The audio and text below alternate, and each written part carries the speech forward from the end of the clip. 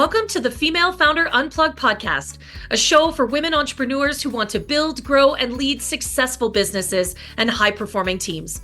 I'm your host, Lindsay White, leadership coach and people strategy expert, here to bring you unplugged conversations with a variety of amazing guests who share expert advice and real actionable people strategies for your growing business. Ready to get unplugged? Let's jump in.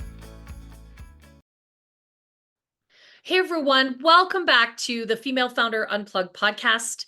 It's me, Lindsay White, here today doing a solo episode with you that's inspired by an episode featuring my friend Ashley Stanford, but she really inspired me to think about this question.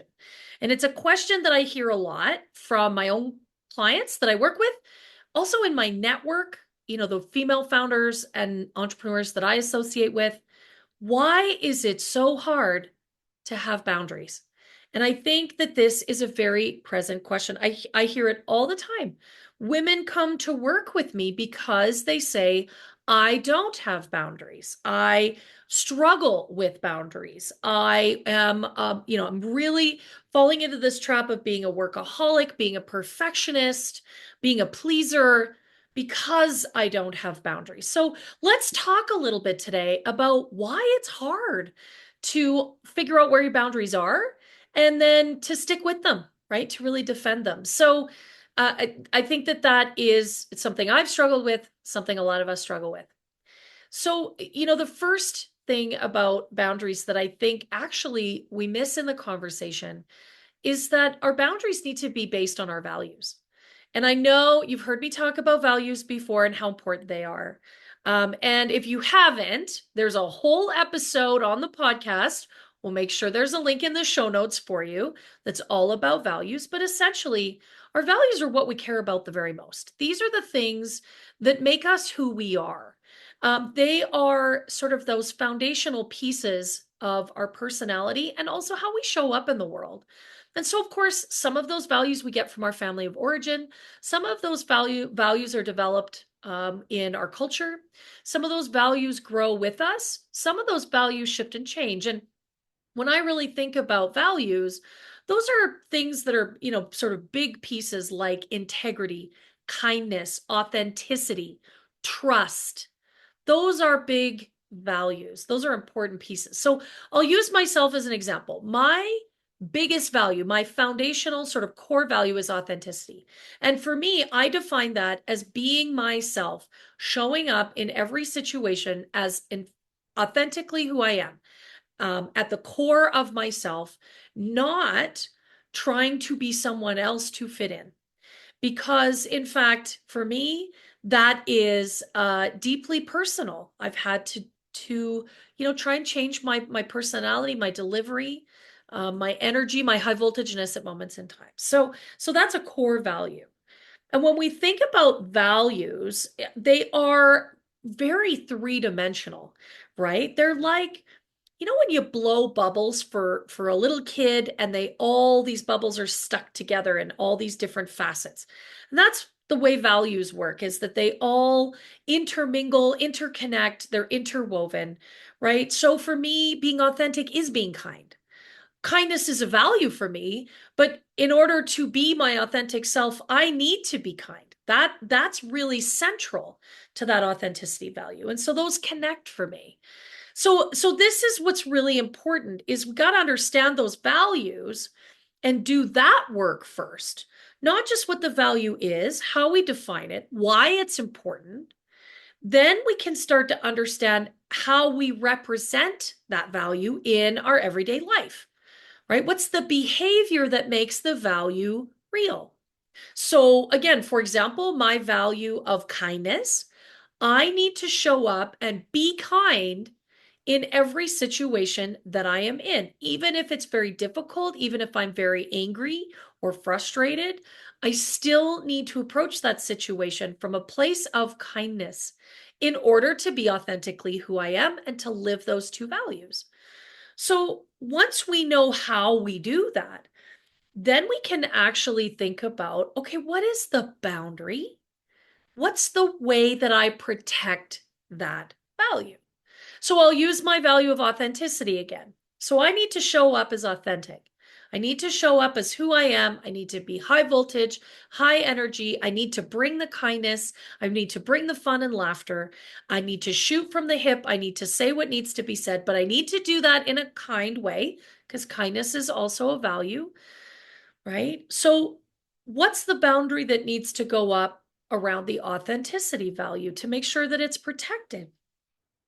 Well, what we can do is really think about what are the situations, that we've not been able to live that value? When are the places where I've not been able to be authentic? And certainly, like so many of you, I have a corporate career that I came from, and there were lots of spaces in that corporate career where I couldn't be authentically myself. I was told, be quiet, be small, play nice, say yes.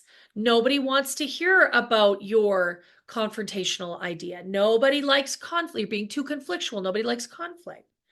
So the boundary for me has to be around that I don't participate in those spaces where I don't get to be myself. And as soon as I discover that that's the kind of space I am, I need to find a way to back away slowly and get myself out because that's my boundary. If I can't work with a client because I'm too big or too loud or too energetic, then that's super cool. I manage the exit with kindness.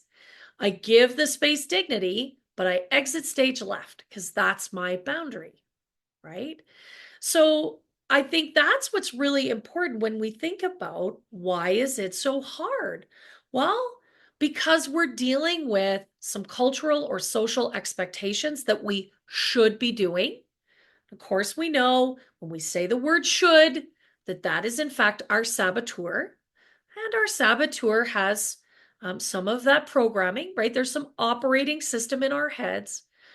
And so when I know that I'm saying should, I should be quiet.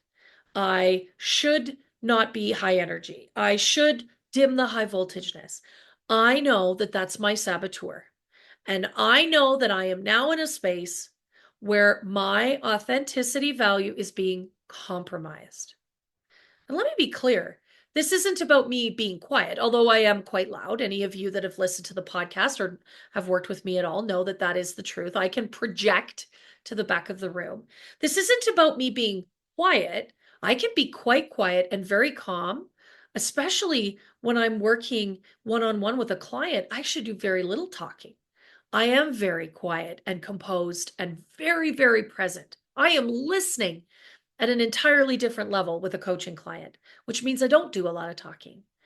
But when I have to dim the high voltageness, when I have to dull the brightness, when I have to couch the language, when I cannot make the comment or ask the question that puts people in a space of feeling a little uncomfortable, then that's when I know I'm not being authentic. And I can feel it. So for many of you, when you're thinking about these big values that need boundaries around them, this is where that deep discomfort comes in. You might feel it physically. Maybe it feels like a lump in your throat. Maybe your stomach starts to churn. Maybe you get hot, up on your face or your neck. There's very physical reactions when we feel like perhaps our values are being compromised. So I'll give you an example. I had a client not that long ago talk about a very personal issue, that there was some things happening with her mother-in-law, right? And that her mother-in-law was being quite interfering. And for many of us, there are people in our family that do that, right? They violate our boundaries. And so it was very difficult because, of course, we want to love and respect our mother-in-laws. If you have one, you know exactly what I'm talking about. This could be any other important person in your life that tends to override what you want or what you think or where your values are. And they are often tricky and sticky conversations. And when those people, like a mother-in-law, overstep, we certainly start to feel some of the programming kick in. I should be respectful. I should be accommodating. I should be understanding. I should just suck it up. All of those are saboteur conversations, right? The boundary underneath in this circumstance was respect. Her mother-in-law was not being respectful. And so what was really key was just understanding that that's what was at stake here, was a respectful relationship with this woman that she cares a great deal about. And what was the boundary? Well, the boundary was um, you need to ask if you want to come to my house. That it's not appropriate, it's not respectful to just show up here. And mother-in-law was actually coming from quite far away. It's not respectful to just book a flight and have the expectation that we'll have the room ready for you. What is respectful is to call or text or email and say, I can't wait to see. I really would love to come and visit. I'd love to come for the weekend. Would you be able, will this work for you? That's respectful. So that's the boundary for her, is that I need time to prepare. I need to make sure that I do have time in my schedule. It wasn't about being mean for this client. It was really about being kind because I want to make sure I have time. I want to make sure I have flexibility. I want to make sure that I have availability. I want to make sure that we're not just going to be running around like chickens with our heads cut off. You come all this way. So that's where the boundary needs to live.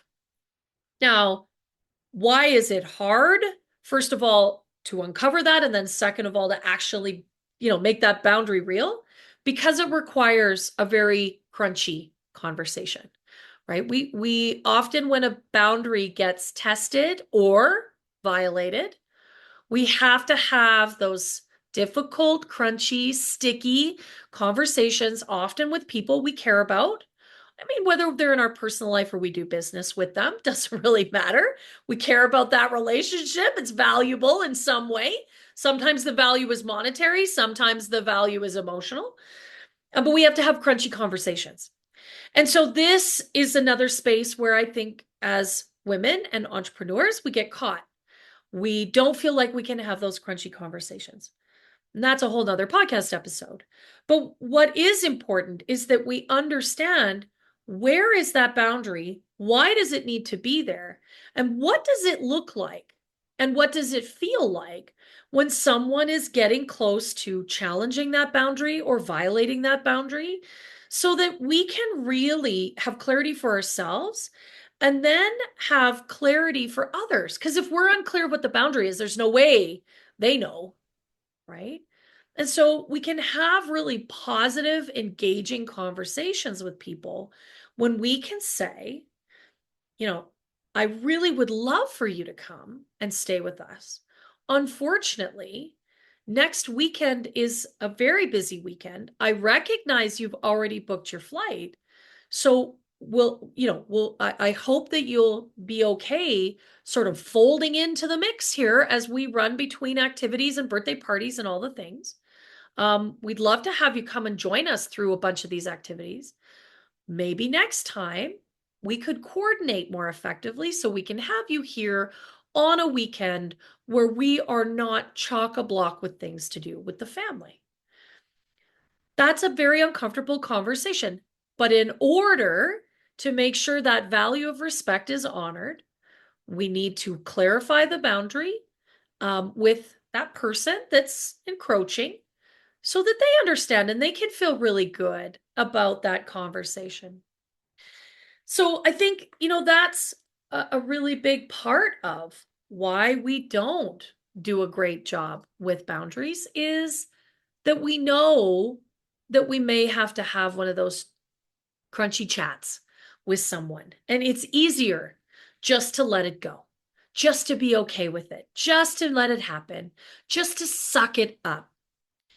And if you take anything away from this conversation today, it is that it is not okay, that it is absolutely central to your mental health as an individual, but also to the way you lead in your life and your business, that you are clear on what your values are, that you understand why those are important to you, that you have real clarity around how you live that value, that your actions match up with your beliefs, and that then you create boundaries for yourself and for others that are clear and consistent, because that is the only way that you're going to truly feel really great about yourself and what you're creating.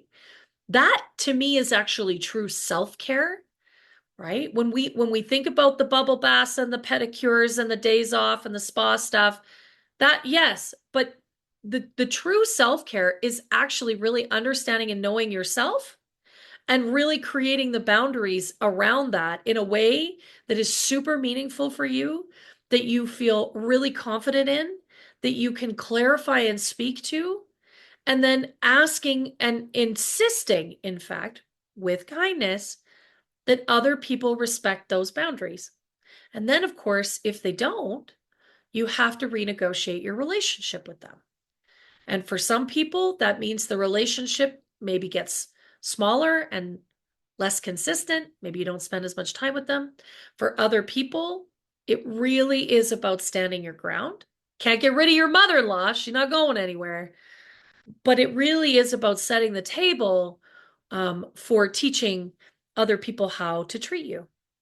And I think that in truth is what boundaries are really all about. They are about teaching others how to treat you.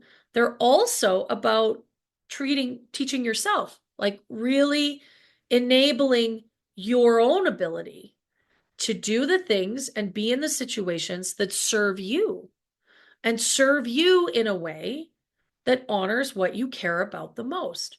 And that could be in your business in terms of the values that you bring to your organization, to your team, and to your culture, and ultimately to your clients, right? Because we teach our clients how to treat us as well.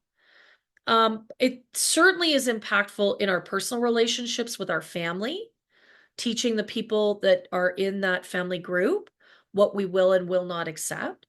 With our friends, right? Because sometimes we get into trouble with friendships that become lopsided.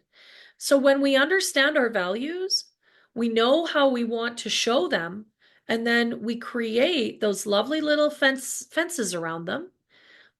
We can be far happier and contented and calm in our lives, as opposed to when we're so often frustrated and overwhelmed.